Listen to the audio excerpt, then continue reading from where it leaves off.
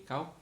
Estamos aqui na sala dos adolescentes, faixa etária entre 15 e 17 anos, e nós estamos respondendo ou tentando responder alguns questionamentos a respeito da nossa fé, né, do que nós acreditamos no geral. Então, a aula de hoje, estamos indo para a aula de número 5, e a nossa aula de hoje, desse segundo trimestre, nós iremos tentar responder a seguinte pergunta, que é o tema da nossa aula. Essa pergunta: quem é Jesus Cristo?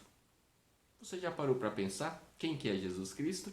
Então, nessa aula de hoje, nós iremos refletir sobre esse assunto. Rápida palavra, uma rápida reflexão também, como estão sendo as outras. Convido você a se inscrever no canal da Escola Bíblica Dominical, dar like e compartilhar esta aula. Assim como você poderá também fazer aí um tour, né?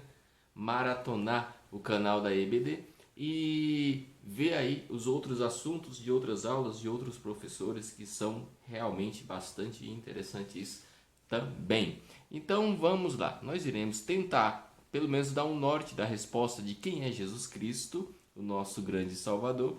Então nós vamos discorrer sobre esta reflexão hoje. Só que antes de entrar, né, na nossa lição de hoje, gostaria de convidar você a exercitar. Deixamos algumas questões, né, para ser preciso aqui, 5 questões da aula anterior que nós estudamos a respeito da origem do pecado, né? Então, temos aí 5 questões que deixamos para reflexão durante a semana e iremos passar as respostas agora para ver quem aceitou, né? Se você aceitou ou não, se você refletiu de fato sobre esses assuntos, que são assuntos bastante interessantes. Então a primeira questão é a seguinte: com quem o pecado na raça humana teve origem? Quem foi o primeiro ser humano que pecou? E a resposta, bastante simples. Quem foi os primeiros seres humanos a pecarem, né?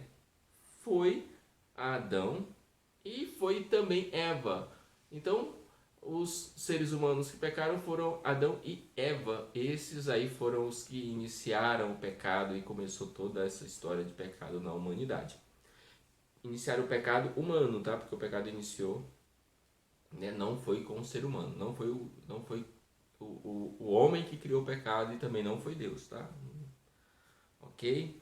Quem criou o pecado foi Satanás, foi Lúcifer. Segunda questão: o pecado de Adão e Eva foi resultado de um ato não pensado? Será que eles simplesmente pecaram de uma hora para outra, não pensaram?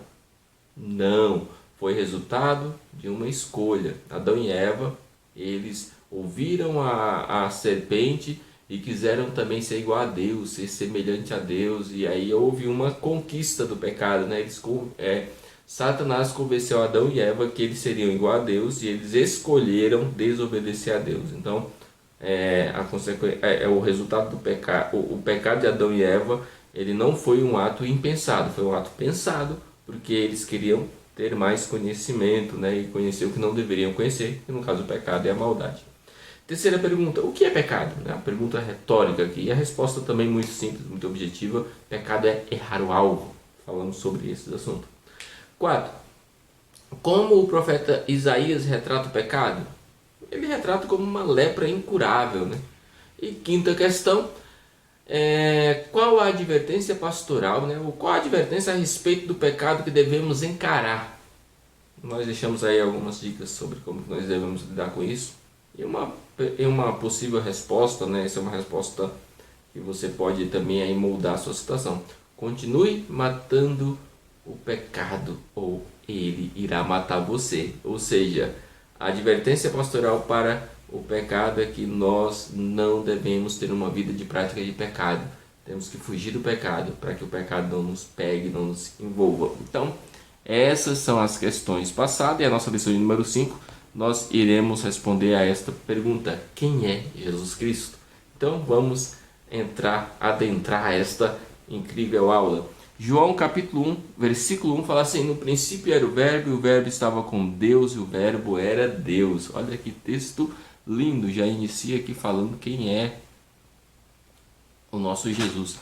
Mateus capítulo 1, versículo 18 até o 25 fala assim: ora, essa leitura bíblica em classe, tá? Ora, O nascimento de Jesus Cristo foi assim. Estando Maria, sua mãe, desposada com José, antes de se ajuntarem, achou-se ter concebido do Espírito Santo. Então José, seu marido, como era justo e não queria infamar, intentou deixá-la secretamente. E projetando ele isso, eis que em sonho lhe apareceu um anjo do Senhor, dizendo: José, filho de Davi, não temas receber Maria, tua mulher, porque o que nela está gerado é o Espírito Santo. É do Espírito Santo. E ela dará à luz um filho, e lhe porás o nome de Jesus, porque ele salvará o seu povo dos seus pecados. Tudo isso aconteceu para que se cumprisse o que foi dito por parte do Senhor pelo profeta, que diz: Eis que a virgem conceberá e dará à luz um filho, e ele será chamado pelo nome de Emanuel, que traduzido é Deus conosco. E José, despertando do sonho, fez como o anjo do Senhor lhe ordenara e recebeu a sua mulher. E não a conheceu até que deu à luz seu filho, o primogênito, e pôs-lhe o nome de Jesus. Agora vamos para Mateus 16, do 13 ao 16, que diz assim: E achando Jesus as partes de Cesareia de Filipe, interrogou os seus discípulos, dizendo: Quem dizes os homens ser o Filho do Homem? Ou seja, quem diz os homens que eu sou? E eles disseram: uns João Batista, outros Elias, e outros Jeremias, e um dos profetas. Disse-lhe ele: E vós, que dizeis que eu sou?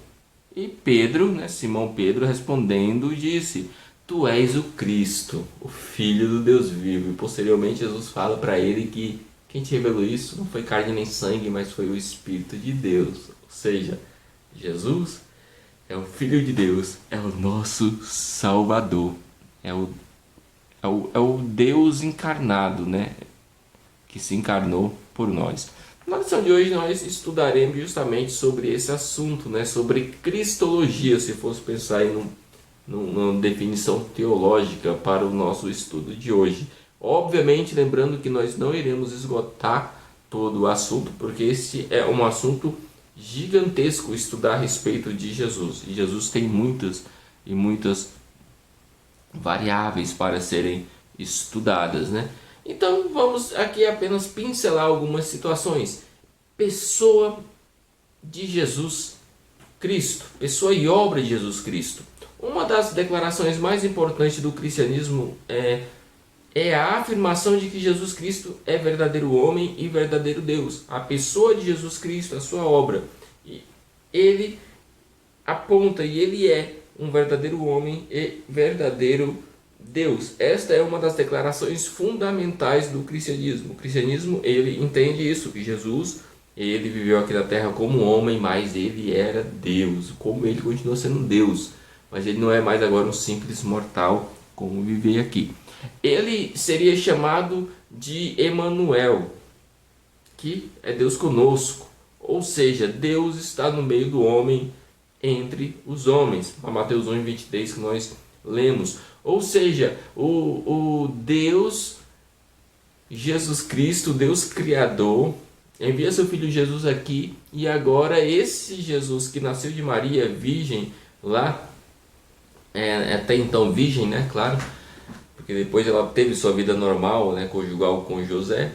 Então, Jesus, ele já veio através de Maria ao mundo, e já veio com esse nome de Emanuel, ou seja, Deus conosco, ou seja, Deus está no meio das pessoas, Deus está com as pessoas, ou seja, a pessoa de Jesus, Jesus ele é o verdadeiro homem e o verdadeiro Deus, completo. Jesus, verdadeiro homem, verdadeiro Deus, agora ele está no meio do povo. A obra de Jesus foi salvar o pecador, então ele está no meio do povo, porque ele é o Emanuel, ele é o Deus conosco. Então, João declara que o verbo se fez carne, nós lemos isso, e habitou entre nós, João 1:14. Paulo enfatiza que Jesus, sendo Deus, não teve por usurpação ser igual a Deus, mas esvaziou-se a si mesmo, tomando a forma de servo, fazendo-se semelhante aos homens. Filipenses 2, 6 e 7. Então, Jesus, ele é o verdadeiro homem, porque ele viveu como homem, ele esvaziou-se de toda a majestade e glória que ele tinha no céu e veio viver como simples ser humano, como simples homem que habitou aqui na terra, porque ele precisava vencer como homem. Jesus é o Deus que vestiu pele humana. Jesus é o Deus que veio e sentiu na pele, ele sentiu como é que é um ser humano. Por isso ele venceu, por isso ele venceu por nós e por isso seu sacrifício foi válido. Jesus, ele é tanto homem como Deus. Como homem, Jesus ele teve suas limitações relacionadas ao tempo, ao espaço, sentiu fome, sentiu sede, sentiu sono, cansaço, ele sentiu dor, tristezas, indignações, ele teve mãe, teve irmãos. Jesus ele experimentou inclusive a morte, que é a pior coisa que o ser humano pode experimentar. Mateus 8:24 fala assim: de repente uma violenta tempestade abateu-se sobre o mar, de forma que as ondas inundavam o barco. Jesus, porém, dormia. Ou seja, temos aqui um texto que fala que Jesus dormia. Como homem, ele dormia, óbvio. E depois, agora vamos para Mateus 26:37, que fala assim: levando consigo Pedro e os dois filhos de Zebedeu, começaram a entristecer-se e a angustiar-se. Agora Jesus ele começa a ficar angustiado e triste, que ele já estava prevendo a sua morte. Jesus não, como homem, ele não queria passar por aquele momento, mas ele, por amor e como Deus, ele venceu tudo aquilo. Jesus é maravilhoso. Jesus é muito lindo. Jesus, ele é Deus igualmente ao Pai, pois ele perdoa pecados. Ele é eterno, ele é onisciente, ele é Criador e Salvador.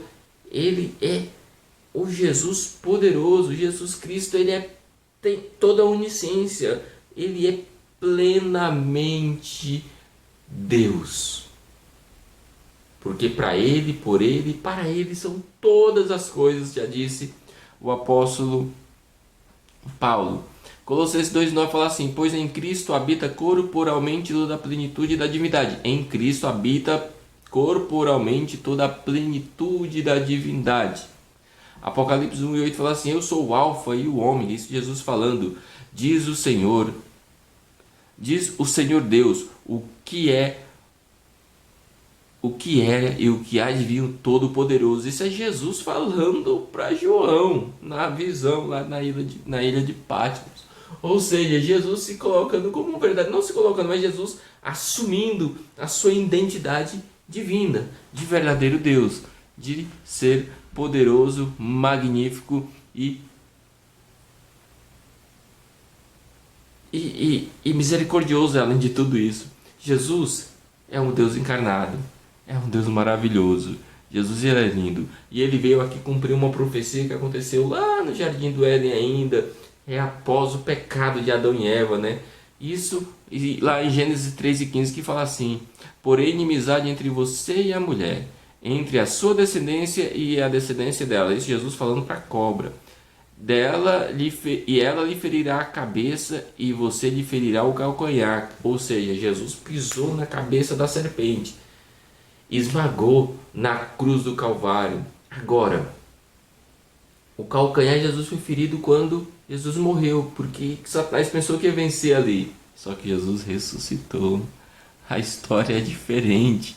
Quando Jesus está, a história é diferente. O próprio Jesus afirma que ele é o Filho do Homem, que veio buscar e salvar o que se havia perdido. Ou seja, esmagar a cabeça de Satanás significa que Jesus venceu a morte e Satanás para nós, porque nós somos incapazes de vencer Satanás. Então Jesus, ele venceu a Satanás, porque a humanidade agora estava perdida. Nós lemos na lição anterior, nós estudamos a lição anterior que a humanidade pecou e o pecado espalhou para todos, mas Jesus veio buscar e achar o que se havia perdido. Está lá em Lucas 19:10. Jesus veio resgatar o ser humano, Jesus veio buscar o ser humano. Jesus ele morreu pelos nossos pecados. Lá em 1 Coríntios capítulo 5, 3-6, você vai ver isso também. Em João 3,16, o grande versículo evangelístico que fala: porque Deus amou o mundo de tal maneira que deu seu Filho unigênito, para que todo aquele que nele crê não pereça, mas tenha a vida eterna. Então Jesus ele é o caminho. Só que é curioso que nem todos os caminhos levam a Jesus. E o primeiro caminho que queríamos aqui enfatizar, né, mostrar que existem muitos outros, Mas o primeiro caminho, talvez um dos mais graves na atual realidade, é o caminho da incredulidade. Cada vez mais as pessoas estão deixando de crer em Jesus, deixando de crer nesse Jesus maravilhoso, amoroso, e estão começando a crer agora apenas na ciência. Nada contra a ciência ela é uma aliada, tem que caminhar junto. A ciência é dada por Deus para melhorar a vida do ser humano. Mas a pessoa agora, sabe o que o apóstolo Paulo fala lá em Romanos capítulo 1, que deixaram de adorar o Criador para adorar a criatura? Deus criou a ciência. A ciência é criada em Deus, ou Deus é detentor da ciência, e Deus compartilhou isso com o homem. É um dos atributos comunicáveis de Deus, vamos falar assim, que nós falamos isso já em aulas anteriores. Essa é a ciência. Só que o ser humano deixa de adorar e entender que Deus, ele é o autor da ciência, ele é o onisciente, é o que sabe todas as coisas, para agora apenas acreditar na ciência. Olha que coisa bizarra. O ser humano recebe de Deus e acaba adorando aquilo que Deus deu e não adora mais a Deus. O caminho da religião também nem sempre leva a Deus. O primeiro caminho é a incredulidade, talvez não te leve a Deus. E tem o caminho da religião também, que muitas das vezes não te leva a Deus. Ser religioso não é garantia de salvação, nem de estar com Deus. Às vezes você é religioso e a sua religião só te aproxima da instituição, mas te afasta de Deus quando essa religião ela é contrária às Escrituras. Ou quando você está em uma religião que professa a fé realmente que as Escrituras falam e tenta fazer o que as Escrituras fazem, e que faz o que as Escrituras orientam. Muitas das vezes você se tornou um religioso daquela instituição, daquela denominação, e se afasta de Deus. Ou seja, o caminho da religião não é uma regra que vai te levar a Deus. Ela te ajuda dependendo do local, mas é um local que te afasta. Então cuidado com a religião ou com a religiosidade. O caminho da autoajuda também é um caminho que não te leva a Deus, porque o ser humano ele tenta buscar, hoje em dia está muito em alta isso, os coaches da vida aí, tenta buscar nele próprio forças para viver. Então você tem que encontrar forças em Deus. A sua motivação deve ser você agradar a Deus, é você entender que você tem que estar buscando a Deus. Então, são caminhos que, apesar de Jesus ser o caminho, mas nem todo caminho leva a Jesus, e você tem que estar bem atento a isso. Jesus, ele é o verdadeiro homem e é o verdadeiro Deus.